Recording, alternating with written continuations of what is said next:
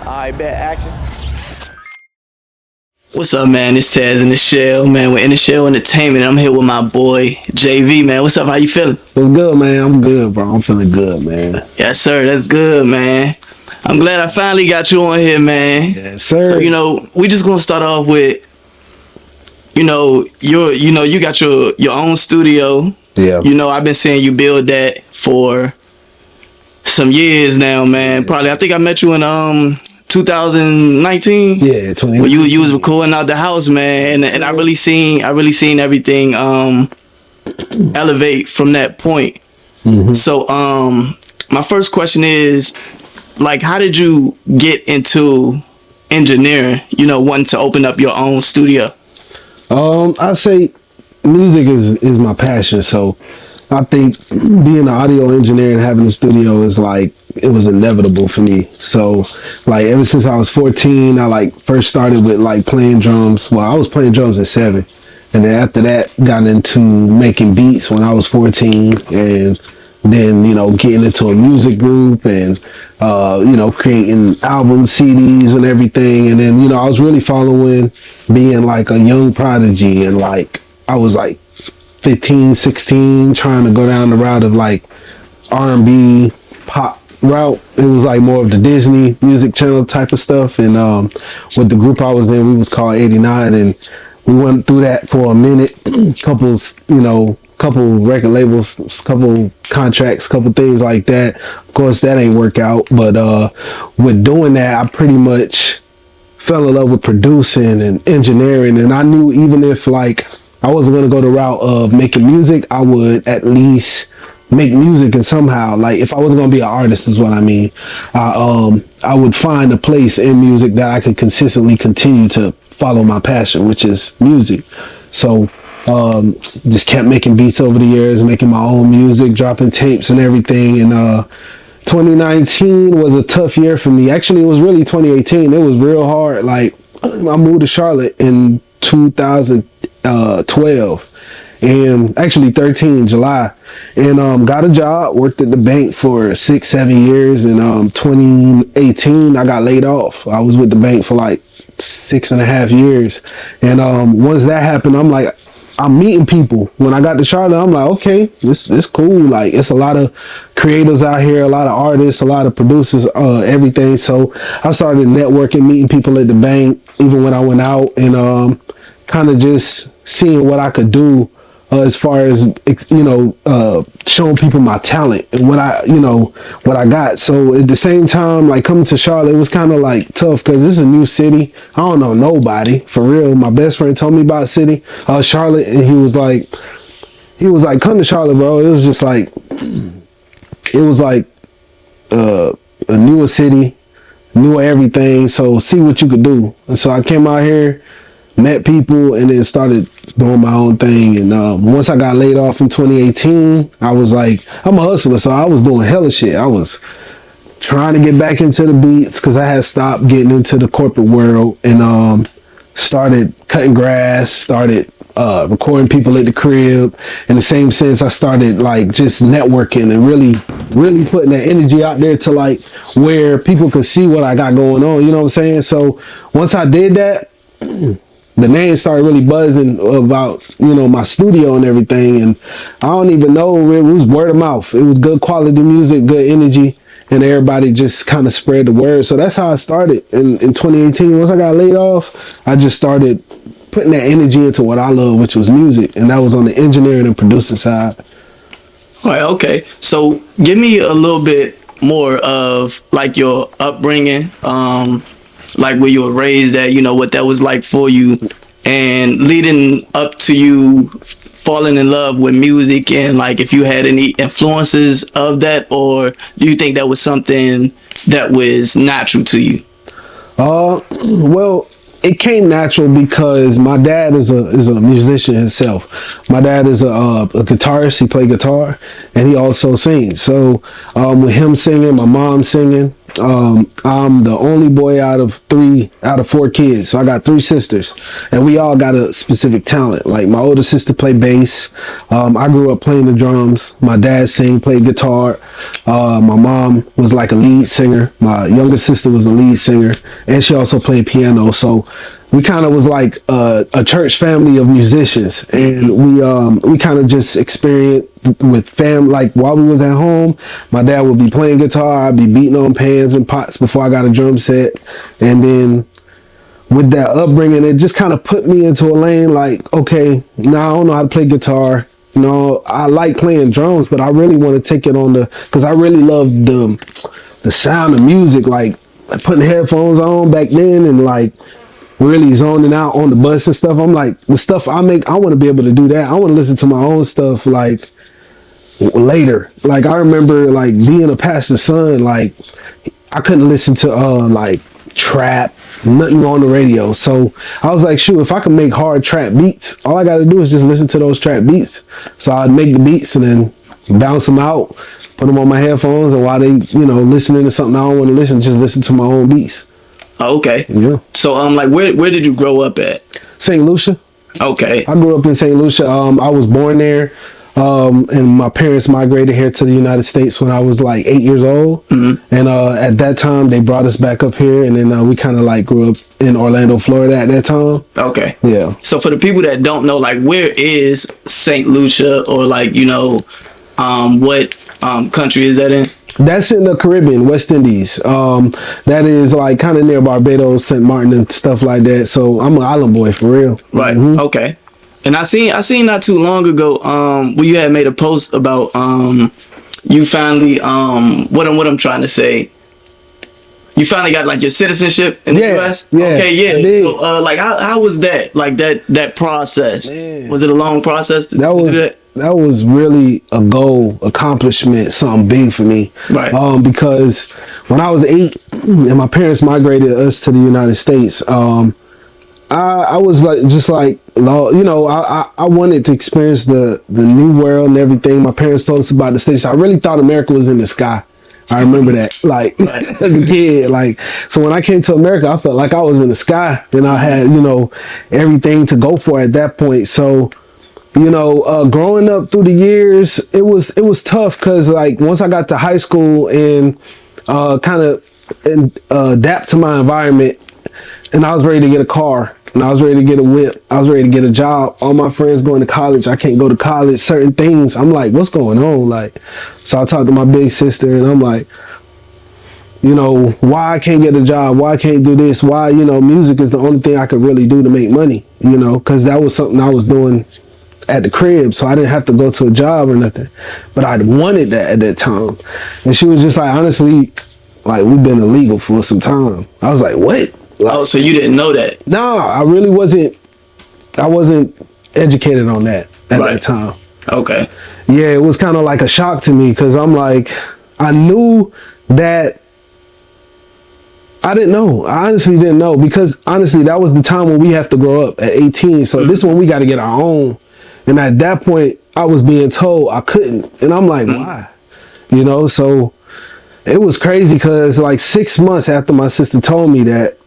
Like, I had a girl at the time. I'm at my sister's house, and we decided to spend the night there because she was having a tough time and she needed some support. And wake up the next morning, 7 a.m., I get a call from my brother-in-law, and he like, bruh, they on the way right now. They about to come get you. I'm like, what you talking about? He was like, they just picked up your sister. They about to come pick you up. I'm like, who? He said, ICE. I said, ICE? Who is that? He was like, immigration. I'm like, okay. So I kind of pretty much just was like in shock. Got off the phone, told my girl my sister was going on. Sister started crying. It was crazy. And it wasn't nothing but like 5 minutes after that call, I'm panicking. I'm like, what to do now? Like, okay, I think I'm about to get deported. Like, this about to be crazy. I've been here all my life. I don't know nothing else. Right. So I go to the door. I told my girl at the time, I said, all right, let's just leave. I don't know. Go to the door. Open the door. As soon as I do, look at the parking lot, and the boys is already out there. Like, deep. Like, 3-4 vans. They in a circle, kind of huddled up. I guess kind of coming up with their plan, and just shut the door right back. When I shut the door, it wasn't like nothing but 5 minutes. They came to the door and then asked for identification, identify who I was, and then shackled in, handcuffed me, and kind of threw me in a van with my family. And it was kind of crazy at that point. Okay, so what was the process from there? Like when they picked you up? The process from there was pretty much like it was like we was placed into a cell. Really, like it was about 5 by 10, and like it was about 30 of us in there, people from everywhere. Right. And we sat there from like 7 to 5 p.m. From there, they like threw some shackles back on us, put us in the bus, sent us off to Miami to like some immigration detention center, almost like a jail for immigrants that they're gonna deport at some point. Right. I wasn't aware that this was going on though. I'm in panic mode. I got a deal at the time. I got a manager. I'm signed to Johnny Wright, and I got a group. We working on hella stuff, and I'm like just praying. I'm praying. I'm like, I got to get back to what I got going on. Like this is just a phase. It wasn't but like 2 weeks, like sitting in there, like going crazy. Got a lawyer, spent hella money, and right after that, it's crazy how things work though, because like I wasn't able to get a job, but I was able to get a lawyer and do all this through music. Right. Also, I got into like an accident in senior year in high school in a limo that at that time I was able to go back home with 30 bands in my pocket. So at that time, between getting the 30 bands and getting deported, it was like it helped me through the whole process. You know what I'm saying? So I paid for the lawyer, did all that stuff, and then they deported me like 2 weeks later, bro. It was heartbreaking, and I got to St. Lucia, didn't really know what was going on. Knew my family, but didn't know them because I was a kid. And at this time, I'm 18 years old. So it was really a hard time for real, just coping back. When I got there, I had to like just kind of figure it out from scratch. Okay, so I'm not familiar too much with St. Lucia. Mm-hmm. So like, how is it there? Like, is it like a rough environment there, or is just like different? It's the island, so I'd say it's still third world in some places. Like you got your tourist attraction areas where, of course, things are beautiful. Then you go, into the country, into the land, and it's a lot of hard, things that go on. So it's good at times and then it's rough at times, you know what I'm saying? So it's a lot of things that go on. Getting a car, getting a job is not easy. Most people don't have a vehicle. It's too expensive. Like, so it's harder. It's way harder. It's 3 times harder in St. Lucia than it is to be here. You know okay. All right. So once you move to Miami, correct? Orlando. Oh, Orlando. Mm-hmm. Okay. Once you move to Orlando, how was Orlando for? Is that where you spent your high school years at, or middle school and high school? Yeah, Orlando was my whole life up until I got deported. So from 7 years old or 8, around that time, till I was 18, I had got deported. So I spent all that time in Orlando, and that's where I really built my network and really, found myself for real. So being at that age, going to a different country was like a shock. Like, I was really not. It's crazy that I'm saying a different country because this is my country because that's where I was born. But it was just like it was foreign to me for real. Literally. Right. Mm-hmm. Okay. So once you got over all that and you finally got your citizenship, like what was the feeling? Like, was it just like a big relief? Once you got that? It was an accomplishment because I knew the bigger picture was my parents and the work they put in, wanting to see me have a brighter future. Right. So back then, even, when we went through what we went through, we had real deep conversations, with the family and stuff, and they expressed everything to us, and we understood that, what they did was to see us have a better future. And when I got back with my green card and I was, of course, good on everything, my goal was to get that citizenship so I could then accomplish being an entrepreneur and feeling that confidence, like I'm good to do what I need to do, despite whatever. So when I got that was big for me for sure. Okay, and back to the music. Being though, like I said, like I seen you from recording, you know, in a room in the house, and to you having your own studio now, with that, as I told you before, like a while back, man, that was a big motivation to me when I seen you do that, because a lot of people would try to say that things in life is hard, but everything you just explained, you know, everything you went through, but you still made it happen here, you know. And you know, you got your own studio now, G Spot Studios. Yes, sir. It's like just with that whole process with you, like, was that a hard process for you, or you think it was just something that you just had to stick to your plan and it just worked out for you? It was a hard process because it wasn't even a plan, to be real. I think my goal was, once I was going through the process of getting laid off, I was like, let me try to work in a studio and actually follow my passion in a career of doing it, you know, in a studio. And so I went that route. Reached out to a couple people in the city, man, I was cool with and still cool with, but at the same time, they had studios, they had things going on, and I was like, you know, let me come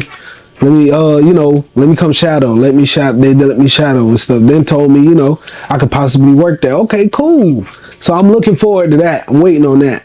As I'm waiting on that, I'm doing this work at the crib, and I'm like, I'm kind of moving faster than what I'm waiting on.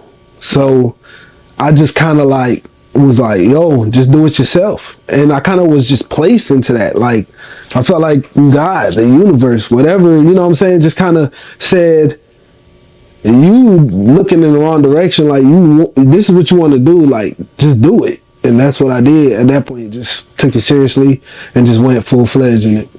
Right, okay. Owning your own studio, what's the pros and cons to it? You know, for somebody that may want to know that, you know, they think about opening their own recording studio and stuff, what's some of the pros and cons that you can give somebody that they might need to know? You know, if you just want to give somebody some advice. Thanks. Where should I start? Pro or con? I guess you could really start on the pros. Pros. Let them know the pros of it first. Let's do the pros. Pros is, like I say, if you really love music and it's your passion, like, this is the playground for you. At the same time, you have to enjoy, you know, doing what you love. So the con is just, again, it's your passion, it's your love, so it comes easy. Like, it doesn't hurt to get up and go do what you want to do every day. Like, it's not a thing of being, oh, I want to sleep, oh, I'm tired. Like, I have nights where I be in here till 6 in the morning and got to be back here at 10 a.m., you know, and I don't feel bad about it because I'm doing what I love. So that's definitely a pro. Okay, and what would you say, like, the cons are? A con, I'd say, is like, it's a lot of cons, for real. It's more cons than pros in this. That's why I feel like the biggest pro got to be your love for music and the passion you have for doing what you want to do. Because it's a lot of cons. Like, number one, the expense. It is not cheap running a recording studio. Like, everything in here costs, like, everything from trash bags to to the mic. You know what I'm saying? So we talking about cents to thousands of dollars, you know what I'm saying? And these aren't things that with the studio that you just do once. It's maintenance. Like, you got to keep doing it. Things go wrong every day. I have sessions where things go bad, and, you know, my biggest fear is, of course I'm prepared. I got multiple systems and stuff, but one system going bad. So, you know, having a $2,000 computer go off on you, or a mic mess up, and then having to figure it out tomorrow, you know what I'm saying? It's like, that's the con. The con, like, you know what I'm saying? This shit is expensive. It's like, you never know what you gotta be ready for to keep going, you know? Okay. What was one of the probably craziest things that happened, or like experiences that happened, like, in studio, that you could probably talk about? Oh shit, it's been a couple, man. I think craziest situation, I say a couple of homies came in here, and it was homies when they came in, and by the time they left, they went two separate ways. Like, and from that day on, they ain't never been cool again. Okay. And I seen them be cool before that, you know what I'm saying? So that was crazy to me. Like, and being in the environment of seeing what happened, understanding why it even went that way, it was pretty crazy. Yeah. Okay, what's something about JV or G Spot Studios that a lot of people may not know, and you want more people to know? I want people to know what the hell G Spot Music Studio means. Okay, go ahead, tell them. Straight up, man. G Spot Music Studio, man. Like, it's a name, it's a passion, it's like everything that go behind that. G is like me. First name is Gil. Through high school, a lot of people call me G. So, like, in high school, I was recording, doing the same thing. So, anytime people was kicking it with me at the crib, chilling, they was like, oh, I'm at G Spot. I'm at G Crib. I'm at, so I kind of, it rang, and I had a homegirl at the time, and I was making beats, and she was at the studio, and I was recording. The studio was my room at that point, you know what I'm saying? And she was just like, G Spot Studio. And I was like, oh, that's it.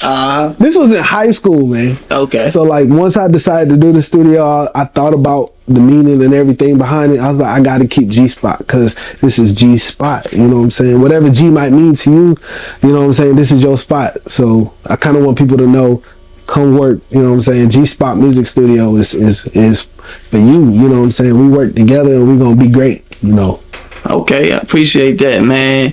JV, man, I appreciate your time, man. We got to learn a lot about you, man. Appreciate that, man. And I look forward to, some more interviews, man, and more this go up, man. Anything else you want to say to close out? I say, hey, man, if you're looking to work, lock in gspotstudio.com. It's easy, that easy. gspotstudio.com. Look on there, see what studio you like to work in, what we got going on. Quality is A1, you know what I'm saying? So lock in. If you're trying to reach me, my personal Instagram is officialjv. And if you want to reach the studio and just kind of see what we got going on, go to G Spot Music Studio on Instagram. That's pretty much the main platform, and Facebook as well, same information. And that's it. Yes, sir. JV, I appreciate your time, man. And we out. Appreciate y'all, man. Yeah. In the shell, nigga.